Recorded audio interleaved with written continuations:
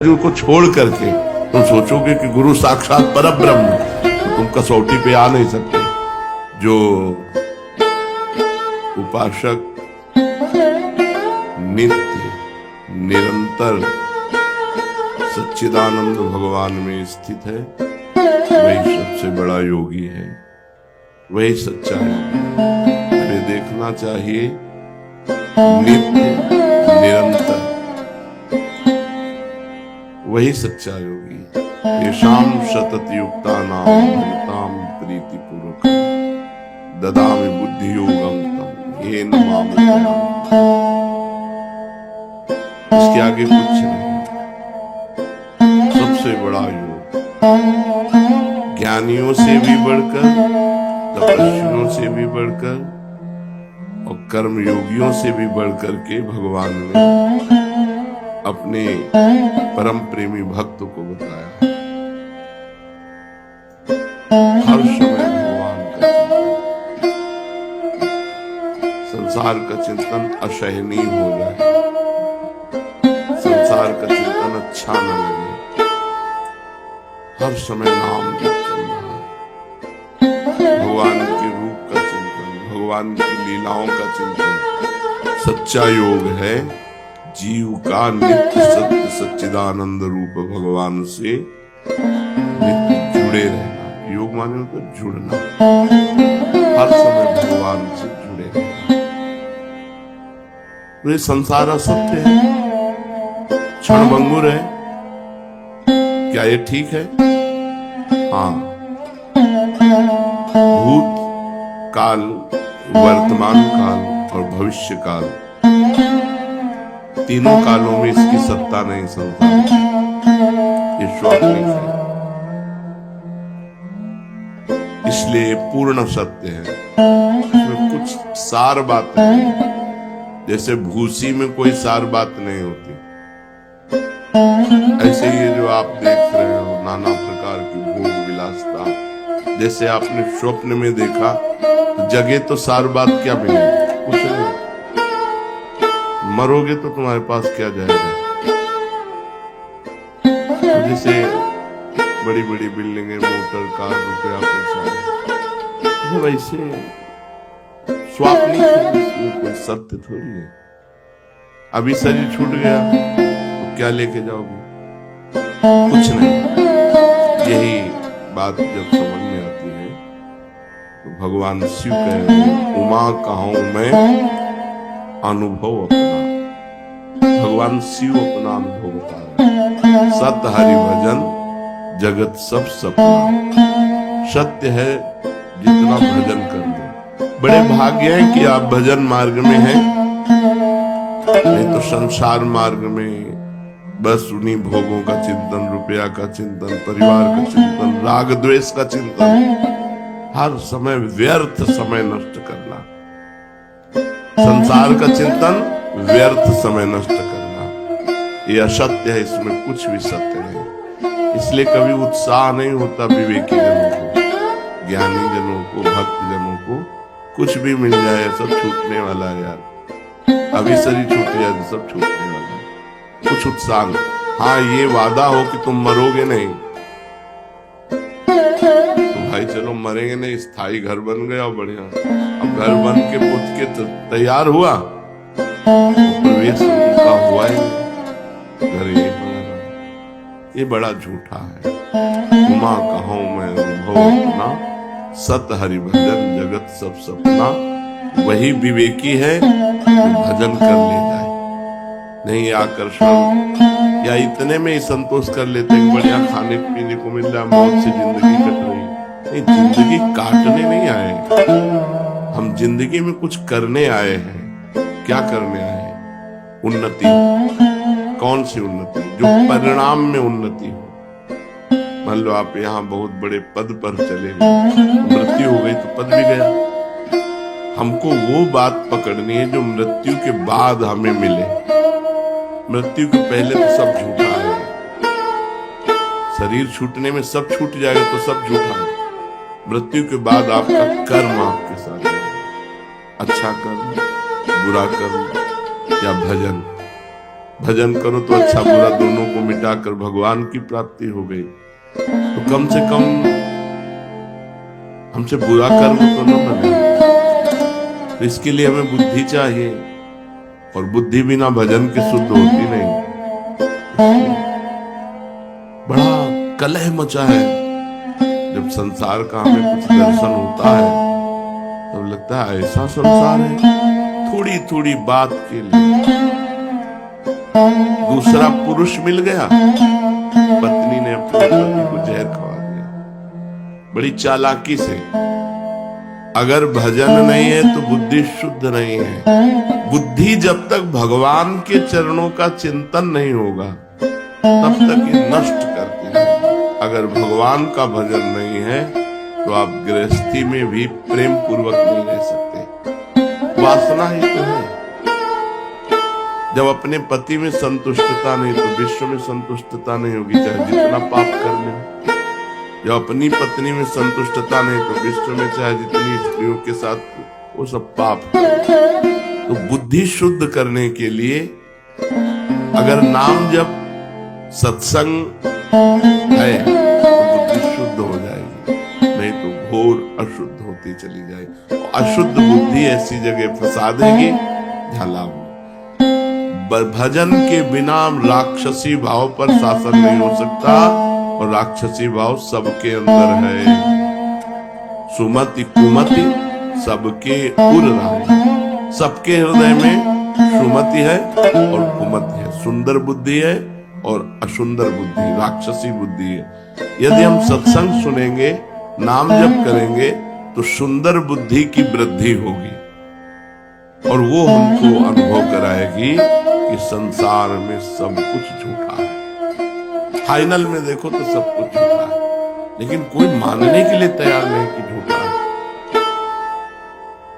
एक एक रुपया, एक एक वस्तु ऐसे सजो सजो के, सीमेंट ऐसी आनी चाहिए कि कल्प तक विनाश ना हो। वो अपना मरने के लिए तैयार है, उनका कुछ पता नहीं कब। बड़ा संसार में क्लेश ही क्लेश है। आप लोग बचे हुए हो, धाम में हो ना, इसलिए असत संसार में भजन बहुत आवश्यक है, बिल्कुल आवश्यक है। जैसे जीने के लिए श्वास आवश्यक है, ऐसे जीवन बिताने के लिए भजन आवश्यक है। यदि भजन नहीं तो बुद्धि कहीं भी बिगड़ जाएगी और फंसा देगी। ब्राह्मी स्थिति में कब रहना चाहिए? अरे हर समय रहना चाहिए, क्योंकि कभी भी मृत्यु हो सकती है। ब्राह्मी स्थिति उसे कहते हैं, मैं शरीर नहीं हूं, मैं भगवान का जो स्वरूप हूं, अपने स्वरूप में स्थित रहना। न तन से न मन से किसी से कोई मतलब नहीं। भक्ति में उसी को जो भागवती की स्थिति कहते हैं, वो भगवान के चिंतन में। हर समय भगवान के चिंतन में रहना चाहिए, नहीं धोखा है। कब मर जाए कुछ पता नहीं। एक गाय को इधर बांध दिया रोड के किनारे, और उसका गोबर उठा रही थी, और एक ट्रक आया, आराम से अपने बच्चे को लिए जा रही, गाड़ी बहकी हुई आई। कब कहां क्या हो जाए कुछ पता नहीं, कब कहां क्या हो जाए। इसलिए हर समय राधा राधा राधा। ब्राह्मी स्थिति में नहीं हो तो भाव में, नाम में, स्थिति में तो रहा जा सकता है। डरो इस बात से कि तुम्हें मरना है, और मरना है अगर भजन नहीं हुआ तो देखो जीवों के साथ कैसा व्यवहार कर रहे हैं। बकरा, मुर्गा, गाय, भैंस, ऊंट, कुत्ता, कुछ नहीं बच रहा इन राक्षसों के आगे। ऐसी राक्षसी बुद्धि बन गई है, कुछ नहीं बच रहा। धीरे धीरे अपने देश में सब बाहरी हवाएं आ रही।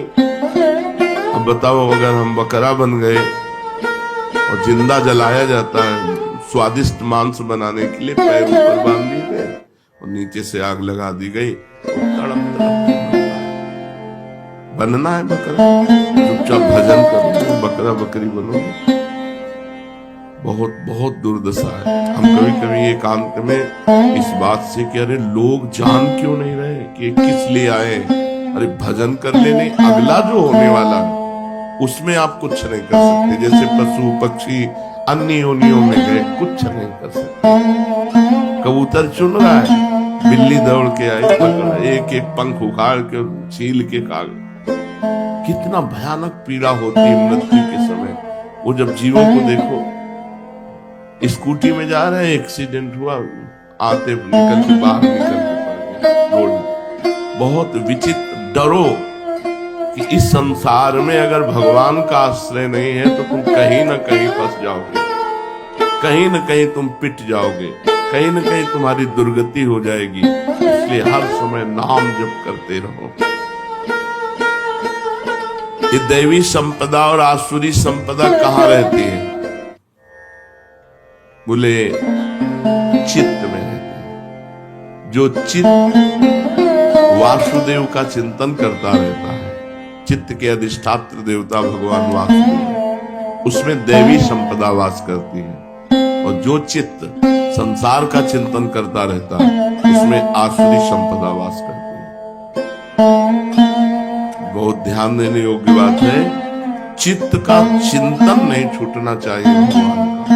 अगर चित्त का भगवान से चिंतन है तो दैवी संपदा जागृत हो जाएगी, और अगर संसार का चिंतन है तो आसुरी संपदा।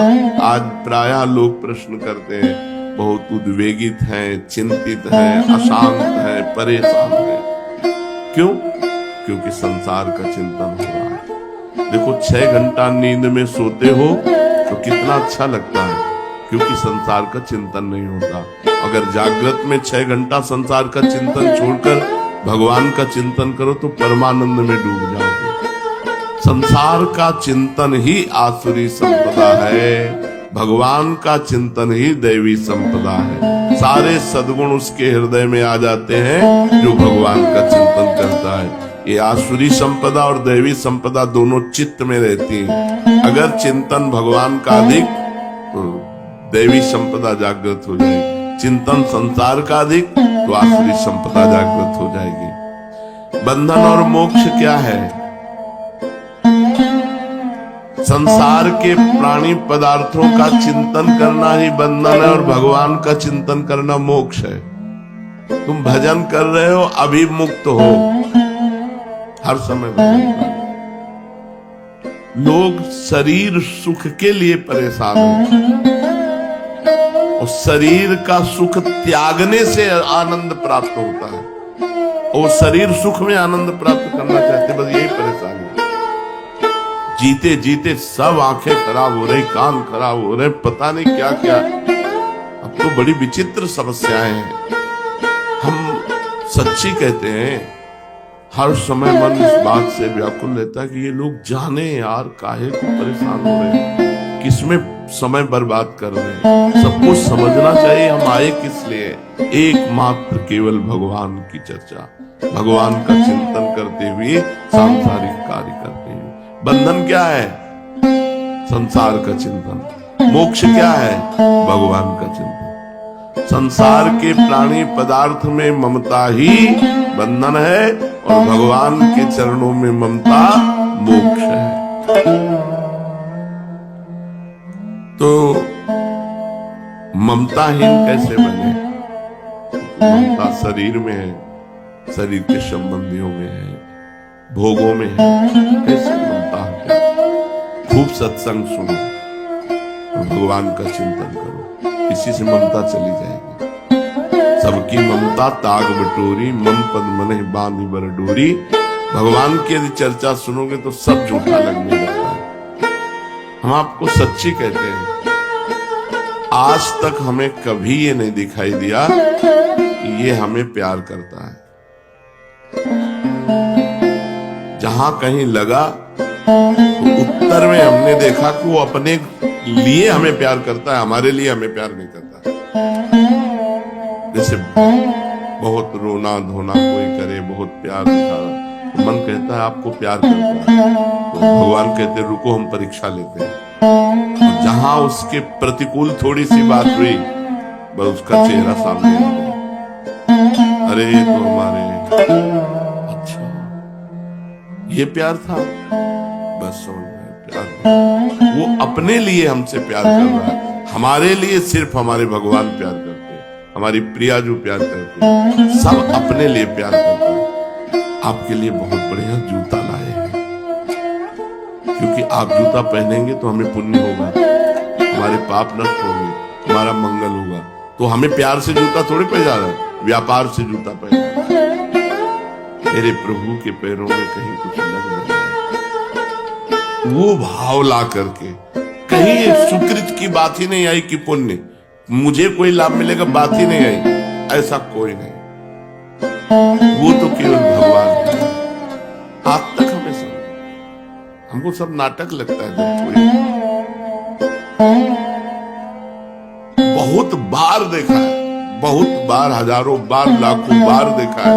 अब बचपन से बाबा जी तो कोई तुम्हें थोड़ी श्रद्धा कर रहे हो, लाखों श्रद्धालु मिले, लाखों, ऐसे कि आप देखते रह जाओ कि क्या श्रद्धा है।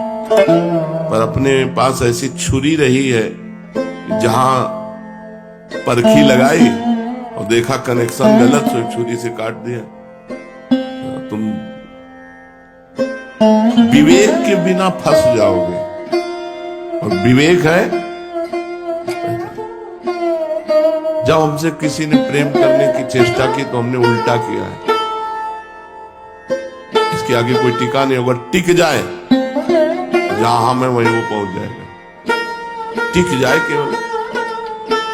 कोई विरला प्यार करने वाला मिलेगा, जैसे संदीपनी जी अपने गुरु को प्यार किया, वो दंडता करते, मारते, पीटते, सब करते, पागल वाला रोल करते, सब भग गए, वही केवल।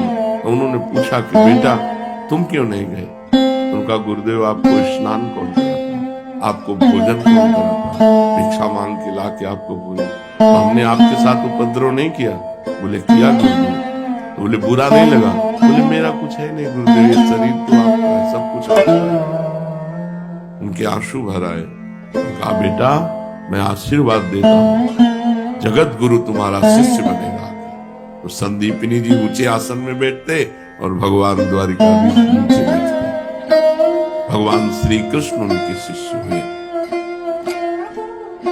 ममता गुरु चरणों में या इष्ट में, जब खूब सत्संग सुनोगे, खूब नाम जप करोगे और भगवान से प्रार्थना करो कि हमारी ममता को आप घसीट लीजिए, अपने चरणों में लगा लीजिए। ये ममता ही तो जहर है। इन सब संबंधों में ये आसक्ति ममता ही जहर है। ममता निकल जाए, जहर निकल जाए, फिर व्यवहार करो, कोई परेशानी नहीं। अब हमें, आपको सच्चे कहते हैं, जैसे लाखों लोग मिलते हैं, हमें थोड़ी लगता है कि हमारे लिए मिलते हैं, सब अपने लिए मिलते हैं। विवेक ऐसा प्रवीण है, वो हमें कृपा कर, इसलिए कोई कुछ बात, कोई कुछ बात, कोई तो अपनी बात के लिए तो रो रहा है, वो हमारे लिए थोड़ा। जैसे कोई रो क्या है तो क्यों रो रहे हैं? भगवान आपको स्वस्थ रखे, श्री जी आपको दर्शन दे, श्री जी आपको दुलार दे। तो ये बात, ये तो कोई नहीं कहेगा। अगर ये कहेगा कि आप जब चले जाओगे तो हमारा क्या होगा, वो अपने लिए रो रहा है। आप हो तो भजन सत्संग सुनने को मिल रहा है साथ में, हमारा क्या होगा? ये नहीं होना, हमारा शब्द गायब हो जाए। हम आपको सुखी देखना चाहते हैं, आपको प्रसन्न देखना, ये प्रेम है। प्रेम कहीं बिरला ही होता है, इसीलिए कहीं लगाओ नहीं। कोई बहुत प्यार से देख रेख करता है, अपने सुख के लिए करता है। हमें प्यार तो सिर्फ हमारी लाडली जो करती है, हमारे प्रभु करते हैं। सच्ची कहता हूँ, प्रभु कहते हैं। बहुत देखा, बहुत देखा, बहुत देखा, बार बार कर। अच्छा ये हम क्यों बता रहे तुम्हें? तुम ये न मान लो कि तुम्हें कोई प्यार कर रहा है। रंग बदलते देखा है, रंग बदलते देखा है। एक क्षण कुछ और, दूसरे क्षण कुछ और। तो अपने लोग कोई संसारी आदमी थोड़ी है कि हम तुम्हारे जब तुम प्यार कर रहे थे उसको तौला, और जब तुम वार कर रहे थे वचन का उसको तौला। ये वही है जिससे कभी प्यार शब्द हो ही नहीं सकता, केवल प्रभु से। और चूक स्वार्थी पुरुषों में होती ही है, और परमार्थी पुरुष में प्यार नहीं होता, और समानता होती है। जैसे आप परमार्थ में चल रहे हो तो जो मैं हूं वही तुम हो, तुम हो, इससे ज्यादा प्यार और क्या हो सकता है। जाओ, हम तुमसे तदात्म होते हैं, जो मेरा स्वरूप हो वही तुम्हारा स्वरूप हो जाएगा। तो कहीं ममत्व न रखे, जननी जनक बंधु सुतदारा, तन धन धाम सुहृद परिवारा, सबकी ममता ताग बटोरी, मम पद मनहि बा। लाडली से बढ़कर प्यार करने वाला यहाँ तो कोई है ही नहीं प्यार करने। सच्चाई ये है, तुम जितना प्रियाजू से प्रेम करोगे उतना हम तुम्हें प्रेम करेंगे, और तुम जितना हमसे प्रेम करोगे उतना ही हम तुम्हारे प्रतिकूल मिलेंगे, देखेंगे कि तुम प्रेम करते हो कि नहीं। इसलिए हमसे तो करना मत ही। प्रियाजू से प्रेम करोगे हम तुम्हें बहुत प्यार करेंगे, और प्रियाजू को छोड़ करके तुम सोचोगे कि गुरु साक्षात परब्रह्म, तो तुम कसौटी पे आ नहीं सकते, हम तुमसे प्रतिकूल व्यवहार करेंगे। इसीलिए बहुत बचा के हम रहते हैं। कोई ऐसा नहीं है कि जिसको बहुत, जो बहुत नजदीक है उनकी धज्जियां उड़ती रहती हैं। तुम क्या समझते हो बहुत सौभाग्यशाली तो सेवा में रहते हैं। उनसे एकांत में पूछो कि तुम सौभाग्यशाली हो क्या, ऐसे कांपते रहते। ममता कहीं नहीं रखनी प्यारे, बस ये सत्संग की सार बातें इस समय हुआ करती हैं। ममता कहीं नहीं रखनी, सब में भगवान का भाव रखकर। केवल नाटक है, यहाँ कोई प्यार नहीं करता, कोई प्यार नहीं करता। प्यार का मतलब होता है आपके लिए, ऐसा केवल प्रभु करेंगे अपने लिए। आप मेरे अनुकूल है इसलिए मैं आप, और प्रतिकूल जब हो, बहुत तरह की प्रतिकूलता होती है। आप हमें खूब सेवा कर रहे हैं, हम इनको माला पहना रहे हैं, इनकी तरफ देख रहे हैं, इनको दुलार कर रहे हैं, और तुमको धकार है, फिर भी आपका प्यार हो। हम तो आपसे प्यार करते हैं, हमारे साथ क्या व्यवहार करते हो हमको इससे थोड़ी लेना देना, हम आपसे प्यार करते। ये केवल भगवान और भगवान के प्रेमी भक्तों में बात मिलेगी, अन्यथा। इसलिए अपने जीवन में किसी से प्यार न करें, किसी से ममता न करें, नहीं तो हम संसार में फंस जाएंगे। हिरन में ममता कर ली, प्यार कर लिया, तो अगला जन्म हिरन का हुआ। निरपेक्ष रहे। और यहाँ कोई प्यार नहीं करता, बार बार इसलिए कह रहा हूं कि हमको लगता है हमें कोई प्यार करे, हमें लगता है कोई हमें प्यार करे, तो इस धोखे में न रहना कि यहाँ कोई तुम्हें प्यार करेगा, तुम्हारा शोषण करेगा, तुम्हें भ्रष्ट करेगा, तुम्हें श्री जी से हटा देगा। श्री जी से जोड़ने वाला प्यार तो केवल इष्ट और गुरु का होता है। मोक्ष में और भगवत प्रेम में क्या अंतर है? वैसे तत्वता तो कोई खास अंतर नहीं है, पर अंतर रहता है। एक तरंग समुद्र में मिल गई, ये हुआ मोक्ष।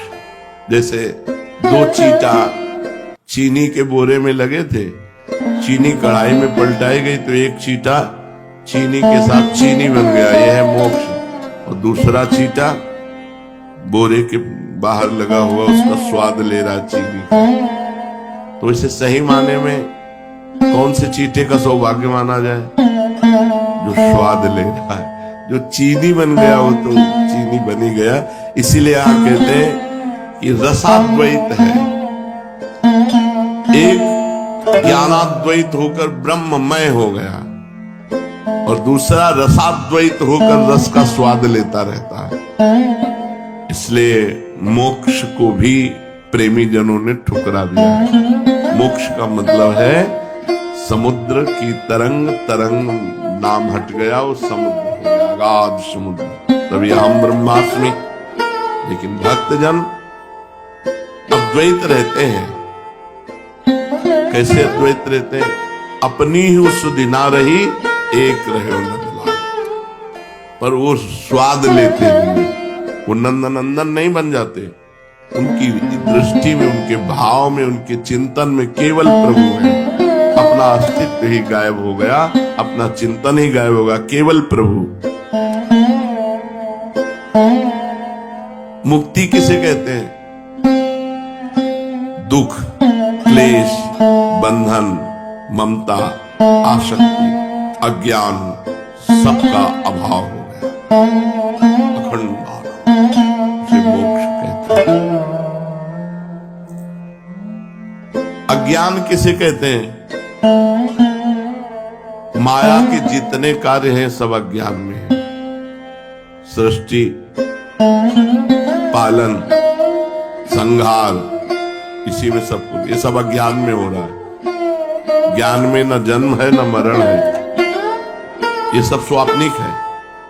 इस सृष्टि का सृजन भी स्वाप्निक है, और सृष्टि का पालन भी स्वाप्निक है, और सृष्टि का लय भी स्वाप्निक है।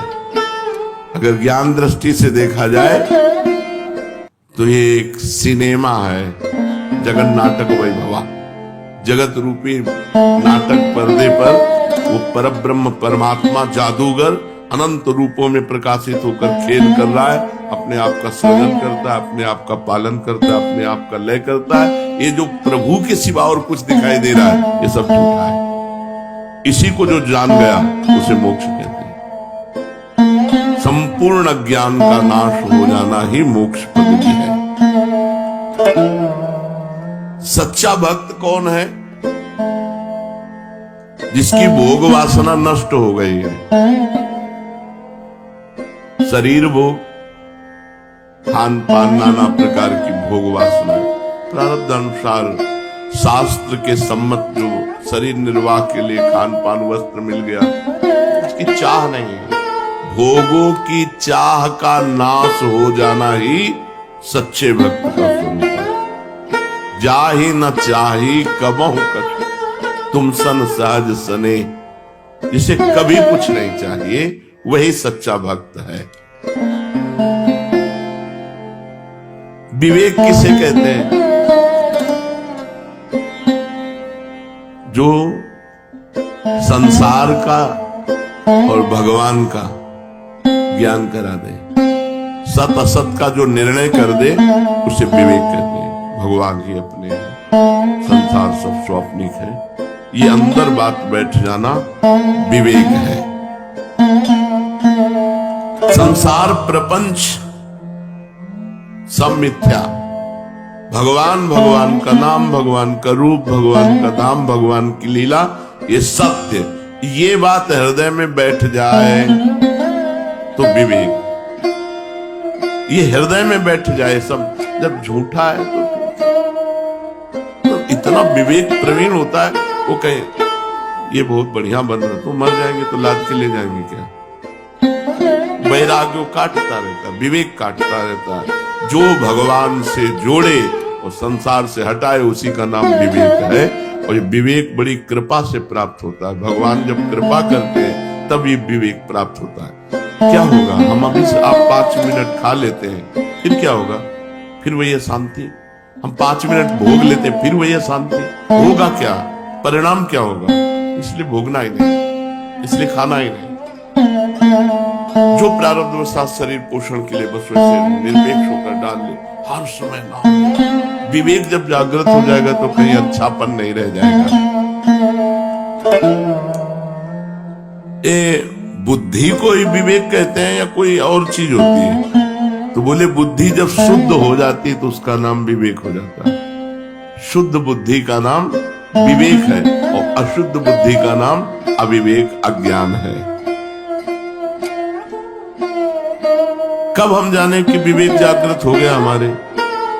जब मनुष्य एकमात्र केवल भगवान की चाह से युक्त हो जाए। क्योंकि सत्य वस्तु भगवान है, मुझे भगवान चाहिए, और उनकी प्राप्ति के लिए दौड़ पड़े। नाम जप, वाणी पाठ, ठाकुर सेवा, किसी से कोई मतलब, तब जानना चाहिए विवेक जागृत होगा।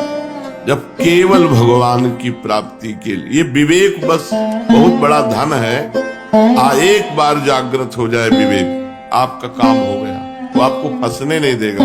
ऐसी कैंची रहती है, हर समय काटता रहता है, हर समय काटता रहता है। बहुत बहुत कृपालु भगवान कृपा करते हैं तब विवेक होता, पर ये बिना सत्संग के होता नहीं। बिन सत्संग विवेक न होई, राम कृपा बिन सुलभ न सोई।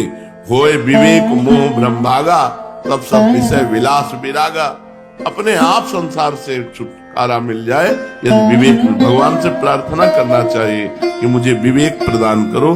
जब मनुष्य केवल भगवान के लिए तड़पने लगता है तब सच्चा विवेक माना जाएगा। रात दिन भजन केवल भगवान के लिए। विवेक का संरक्षण कैसे करें? अगर जागृत हो गया है तो हम अपने विवेक को बढ़ाएं और बचाएं कैसे? तो बोले दिए हुए विवेक से बुरे आचरण न होने पावे। यदि विवेक जागृत हो गया कि सब झूठा है तो होश में, ये भी बलवान है, काम क्रोध लोभ मोह मद मत्सर, झूठा कहते रहोगे वही पहुंच जाओगे। बहेलिया आएगा, जाल बिछाएगा, दाना डालेगा, चुगना नहीं। एक संत ने सिखाया पक्षियों को, वो सब पक्षी जाल में फंसे थे, वो कह रहे थे बहेलिया आएगा, जाल बिछाएगा, दाना डालेगा, चुगना नहीं। तो संत निकले, उनका मूर्खो, ये हम तुम्हें गाने के लिए नहीं सिखाया था, ये तुमको सिखाया था कि बहेलिया आएगा, जाल डालेगा। तो हम लोग ऐसे ही है, ये सब झूठा है। अवसर मिलने पर, तो बोले अवसर मिलने पर गलत आचरण ना करो तो आपका विवेक बढ़ेगा और आपका विवेक सुरक्षित रहेगा। और विवेक का सदुपयोग करो, भगवान की जितनी तरफ आगे बढ़ सको, भगवान के मार्ग में बढ़ सको। जब कोई इस संसार में रहता है, सबके बीच में रहता है, तो भोगों के बिना रह कैसे सकता है? अब संसार में ही रहना है, सब स्त्री पुरुष ऐसे कैसे, भोगों के बिना कैसे रह सकता है? यही तो विवेक का असली कमाल है। यही विवेक का असली कमाल है कि भोगों के बीच में भी रहते हुए तुम्हें भोगी नहीं योगी बना देगा। रुचि नहीं, रुचि नहीं रहेगी।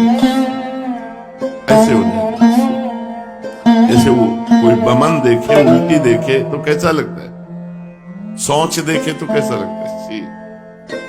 मलवत भोगों का त्याग, वमनवत भोगों का त्याग और विश्ववत भोगों का त्याग, ऐसा शास्त्रों में आया है। जो रमा विलास राम अनुरागी, तजत बमन जिम जन्म भागी। विषय भोगों के बीच में रहते हुए अच्छी परम पवित्र शरीर, परम पवित्र विचार, क्योंकि विवेक है ना, छूना भी नहीं चाहता किसी भोगों की तरफ। बात जाने दो, ये पवित्रता जरूरी है।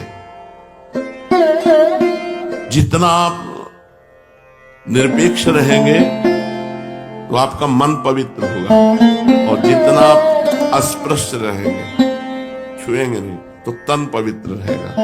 रहना चाहिए, जल्दी किसी को टच नहीं करना चाहिए। उससे आपके अंदर पवित्रता जब बढ़ेगी तो आप समझो भोगों की तरफ अपने आप अरुचि हो जाएगी। और यही हमारी साधना का फल है कि कोई भोग हमें अच्छा न लगे। कौन सा भोग अच्छा है, कौन सा, विचार करके देखो। पर ये कहते रहोगे है क्या, वहीं पहुंच जाओगे। अगर भजन नहीं हुआ, भगवान की शरणागति नहीं हुई, बहुत बहुत सावधानी। भजन आपका आनंद क्यों नहीं देता? ये खामियां हैं, ये कमियां हैं। आप एकांत में अपने चरित्र को अपवित्र कर दो और खूब माला चलाओ तो आपको भगवदानंद अनुभव नहीं होगा। और थोड़ा भजन कम हो लेकिन चरित्र पवित्र है, हृदय में स्वाभाविक आनंद